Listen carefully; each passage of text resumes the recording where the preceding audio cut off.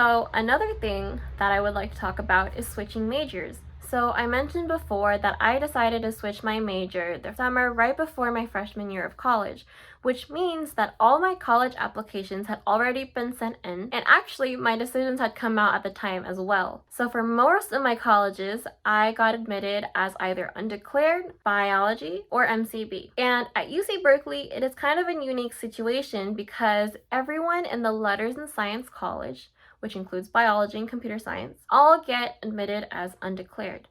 This means that you don't really have a major assigned to you when you come into the college. You have to kind of earn your place in the major by taking the introductory courses, getting above the prerequisite GPA, and then filling out a quick form to confirm your major. So despite being biology when I was admitted into UC Berkeley, I was able to transition into computer science. Now, there are two ways to pursue computer science in UC Berkeley. The first way is through the Letters and Science College, which I just mentioned. This is where you have the traditional computer science major and basically any other arts and humanities majors. The Letters and Science College encapsulates all of these. There is another major called Electrical Engineering and Computer Science, or EECS for short, EECS.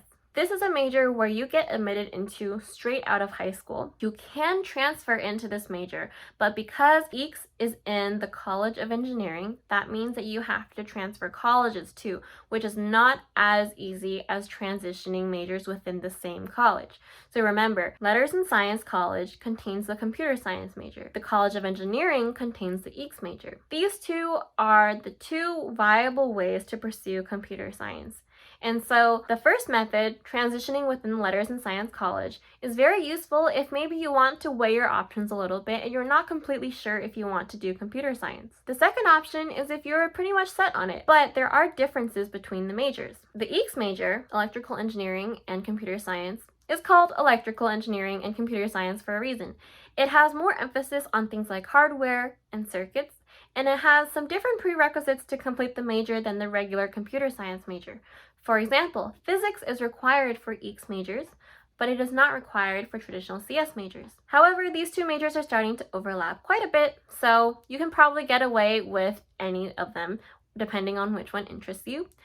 Some things to note are that the EECS majors, because they admit directly out of high school and you don't need to declare your major, which means that you don't need to take the prerequisite classes and then get a GPA and then have your major, you just have your major from day one of college, it does have a lower admissions rate. So there are fewer people in the EECS major than there are in the computer science major. Another thing is that it's not too easy to declare in the computer science major. You need to take 3 prerequisite courses. They are called CS61A, CS61B, and CS70, and then you need to have a 3.3 GPA across those 3 courses, with no other courses GPA being factored in. So at UC Berkeley, a 3.3 is a B+ average. This can be kind of hard to get if you're not really comfortable with programming, if you have no programming experience, and if you just have a lot on your plate in general. So in the rest of this video, I will be talking about how to best succeed in these courses, as I did, even without any programming experiences. And the first thing is really kind of to do with your peers. The lower division courses are often the most stressful for people because this is where they're learning how to program for the first time. They're learning how to code for the first time, and they're just doing college for the first time in general. So, some things I did to not fall behind amongst my peers in computer science courses is before every course, I would take an online module that had, for example, Python or Java or whatever I was learning at the time so that I could preview the material and then kind of be more comfortable with the content right when the class started. Another strategy that I used is to apply for some support programs.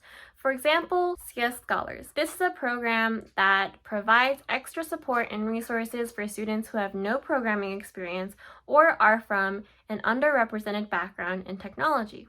So this can be anything from females to minorities or just anybody who might have a hard time with the lower division classes. Through this program, you get extra mentoring, extra tutoring, And you get a special lab section and discussion section full of people who are maybe just like you and are not super comfortable with the material either. This really helped me out in my first couple semesters because I really wasn't alone in my struggles, and it really helped with the imposter syndrome because a lot of people at UC Berkeley who are majoring in computer science naturally have had programming experience. And if you do have programming experience, that's great for you, but I would highly recommend also seeking out the next resources that I will also cover, because despite having coding experience, that is often not enough to just do well in the courses, and sometimes you require a little bit more than that. Another program for the girls out there in tech is called CS Kickstart. This is a 1-week-long program that takes place in the summer before your freshman year. It's basically like a boot camp where you'll live at Berkeley and really get acquainted with the college as well as the computer science facilities and computer science staff while doing hands-on labs and modules and meeting peers who are also from the same boat as you. I would highly recommend this if you are a girl in tech who is pursuing computer science at UC Berkeley. In addition, even if you have programming experience, always go to office hours for classes. Sometimes you're starting a homework, and even though you're starting it late and you might be embarrassed that you're only on the first question when the deadline is like the next day, always go to office hours. TAs will have office hours. Those are teaching assistants. They'll basically help you on any homework or project or class concept that you're stuck on. Professors will also have office hours, but I highly recommend to save those office hours for things that are not related to the coursework you're doing, but rather related to the broad general content concept, because professors have a huge wealth of knowledge, and sometimes it's really, really valuable to pick their brain at the very topic that they are specialized and valued in. In addition, you will probably hear this a million times, but start your projects and homeworks early, because computer science is one of the majors that is often impacted across many colleges, which means that there's a lot of people in this major, which means that when you get closer to the deadline, the resources start to bottleneck. You might be stuck in a very long line to get a homework question answered. You might have all of your TAs busy, and people might not be really answering questions online as well if you have online forums for classes and things like that. So always start early, promise yourself that, and you should be good to go. There is also tutoring available for every single lower division class at UC Berkeley. This is true at other colleges as well for computer science.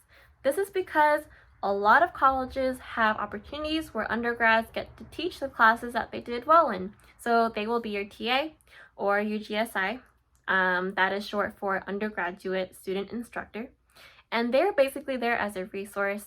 And at UC Berkeley in particular, they can also provide private tutoring for free. There are also teaching courses such as CS 370 that require the students to tutor other students in lower division classes. I highly recommend you take advantage of this service if you're struggling in your class, or maybe you just want some extra practice.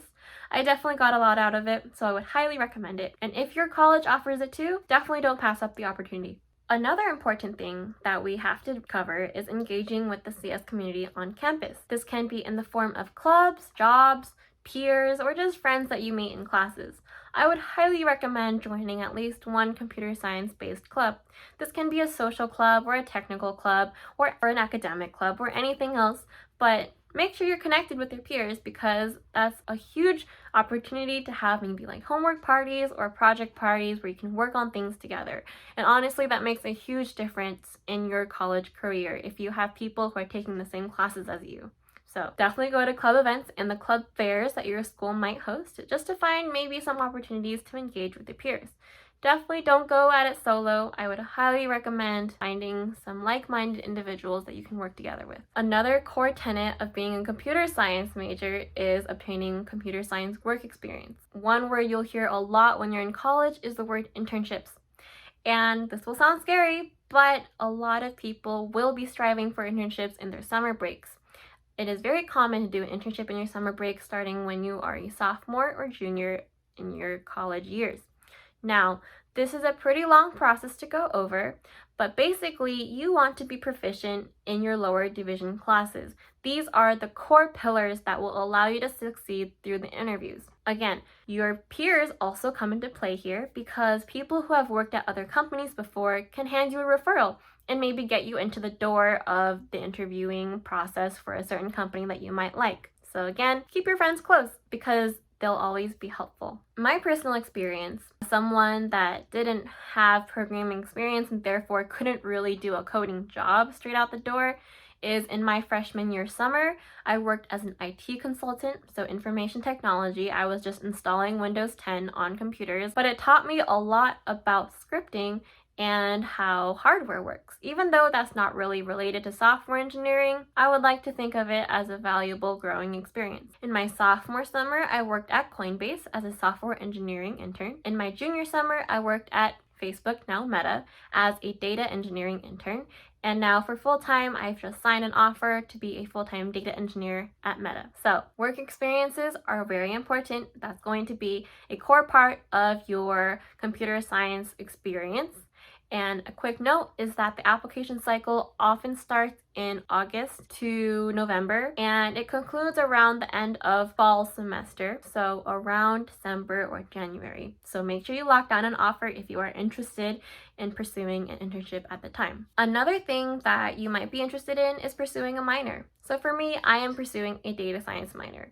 A lot of common minors that come along with computer science include data science, economics, and even cognitive science. So when you are taking your computer science courses in upper divisions, I highly recommend you ask around for what related courses there are to the topics that you're most interested in. Because when you have these courses at your disposal, you might pick up a new interest, and that'll open a lot of job opportunities. Speaking of job opportunities, one of the main reasons to join computer science or data science or any relevant discipline is that it leads you to a lot of roles that you could fulfill straight out of graduation. In addition to the traditional software engineering role, you have data engineers, you have data science analysts, you have product managers, product designers, and UI UX designers, as well as many more. So there's a lot of great opportunity and potential out there for computer science, and I highly recommend this major. As you can probably tell, I'm very happy with it, and I just wanted to say best of luck to anyone who is